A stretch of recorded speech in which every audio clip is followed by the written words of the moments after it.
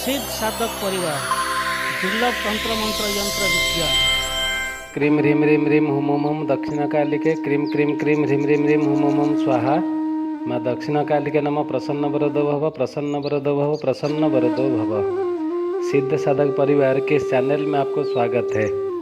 जैसे आपने देखा होगा, हम दुर्लभ से दुर्लभ अति दुर्लभ साधनाएं देते हैं, साथ ही साथ महत्वपूर्ण बातों पर चर्चाएं भी करते हैं। तो महत्वपूर्ण चर्चा के कड़ी में हम आज आपको बताने वाले हैं शिष्य एक को क्या करना चाहिए और शिष्य का धर्म क्या होता है। जैसे शिष्य और गुरु का संबंध जीवन में श्रेष्ठतम संबंध माना गया है। इन संबंधों में संसार की किसी तराजू में तोला नहीं जा सकता। एक श्रेष्ठ शिष्य ने अपने गुणों के कारण ही श्रेष्ठ बनता है। और मैं आपको जो शिष्य का जो गुण बताने वाला हूँ, एक श्रेष्ठ शिष्य में वो गुण होने चाहिए। इन गुणों से विश्वास निष्ठा बढ़ती ही है। पहला तो है शिष्य धर्म क्या होना चाहिए। एक नंबर में आप याद रखें, जो शिष्य गुरु तत्व के रहस्य को नहीं जान पाता वो पूर्णता प्राप्त नहीं कर सकता। अतः शिष्य को चाहिए कि वह गुरु तत्व को समझे, उसमें ही जीवन की सार्थकता है। नंबर 2 है, शिष्य को सदैव गुरु का ध्यान उसी प्रकार करना चाहिए जिस प्रकार एक पतिव्रता स्त्री केवल अपने पति का चिंतन करती है। तीसरा गुण है, शिष्य को चाहिए कि वो प्रसन्न मन से श्रद्धापूर्वक गुरु को ही अपना परम लक्ष्य बना ले। इसी माध्यम से वह सौभाग्यशाली बन सकता है। चौथा है, जब शिष्य स्व को समाप्त कर देता है तो उसके हृदय में गुरु ज्ञान की दीपक प्रज्वलित हो उठता है, ये निश्चित है। उसके बाद है, शिष्य के समाप्त पाप जनित विघ्नों को समाप्त करने के कारण गुरु शिव स्वरूप हैं। शिष्य को हृदय में ऐसा ही चिंतन कर लेना चाहिए। उसके बाद आता है, जो शिष्य पूर्ण श्रद्धा के साथ गुरु चरणों का जल अपने ऊपर छिड़कता है या चरणामृत के रूप में ग्रहण करता है, उसे संसार के समस्त तीर्थों में स्नान करने का फल प्राप्त हो ही जाता है। उसके बाद आता है, गुरु शब्द या गुरु वाक्य का उच्चारण करना ही जीवन का पूर्णता माना गया है। हर एक श्रेष्ठ शिष्य को ये ज्ञान रहे।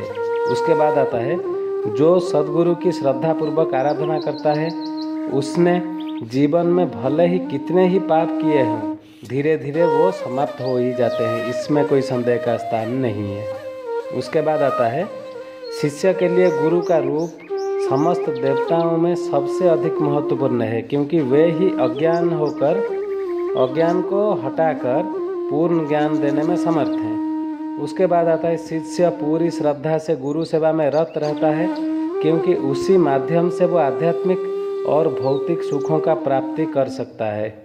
उसके बाद है, गुरु तत्व विशुद्ध रहस्यमय ज्ञान है। इसे प्राप्त करने के लिए शिष्य का मन पावन और निर्मल होना ही चाहिए। शिष्य एक जान ले एक बात को कि संसार में सब कुछ क्षणभंगुर है, सब कुछ सनासवान है। केवल प्रेम ही शाश्वत है, जो मरता नहीं है, जो जलता नहीं है, जो समाप्त नहीं होता, जो समय बीतने पर और अधिक बढ़ता जाता है। और ऐसा निष्ठावान प्रेम शिष्य का अपने गुरु के प्रति रहना चाहिए। और प्रेम शरीरगत नहीं आत्मागत होता है, क्योंकि आत्मागत प्रेम ही पूर्णता, सर्वोच्चता, श्रेष्ठता दे सकता है। और ऐसा प्रेम गुरु से ही हो सकता है, सिर्फ गुरु से, क्योंकि उसका और तुम्हारा संबंध देहगत नहीं है, विशुद्ध आत्मगत है। शिष्यों को चाहिए कि अगर तुम पूर्णता प्राप्त करना चाहते हो तो तुम्हें निष्ठा धारण करनी होगी। एकाग्रता, सामीप्यता, सर्वांग पूर्णता और अंतरंगता। सिद्धियों का अधिपति बनने के लिए बनना पड़ेगा गुरु प्रेमी, क्योंकि अचूक एकाग्रता केवल गुरु प्रेमी के पास ही होता है।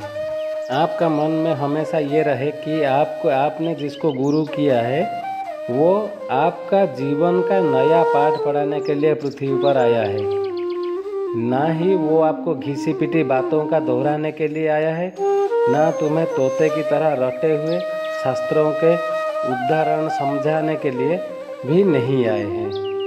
एक नया ज्ञान, नई चेतना, नई दृष्टि देने के लिए आपका गुरु आपके जीवन में आया है। हमसे जुड़े हुए सिद्ध साधक परिवार से जो दीक्षा लिए हैं या सिद्ध साधक परिवार से जुड़े हुए जो गृहस्थ हैं, उन्हें मैं ये कहना चाहता हूँ, तुम्हें धन ऐश्वर्य का भोग करना है पर निर्लिप्त रहकर। तुम्हें प्रेम में डूबे रहना है पर अनासक्त कृष्ण की तरह। और मैं सदियों बाद नया साधना कला विश्व को सिखाने आया हूँ, ये आप याद रखें। बस आज वीडियो बनाने का यही एक कारण था कि बहुत तरह तरह का शिष्य हमने देखे जो उनको पता नहीं शिष्य धर्म क्या होता है या उन्हें वो जानने का कोई उत्सुकता भी नहीं है। तो हमने ये वीडियो के माध्यम से बताया कि एक शिष्य का गुण क्या क्या होने चाहिए श्रेष्ठ शिष्य बनने के लिए। अभी आप श्रेष्ठ शिष्य बनोगे तब तो जाके आप आगे चल के गुरु बनोगे। आज के लिए बस इतना ही था। ओम क्रीम क्रीम क्रीम ह्रीम ह्रीम ह्रीम हुम हुम दक्षिणा काली के क्रीम क्रीम क्रीम ह्रीम ह्रीम ह्रीम हुम हुम स्वाहा। माँ दक्षिणा काली के नमः प्रसन्न वरदो भव, प्रसन्न वरदो भव, प्रसन्न वरदो भव। चैनल को सब्सक्राइब कर लें। जय सिद्ध साधक परिवार।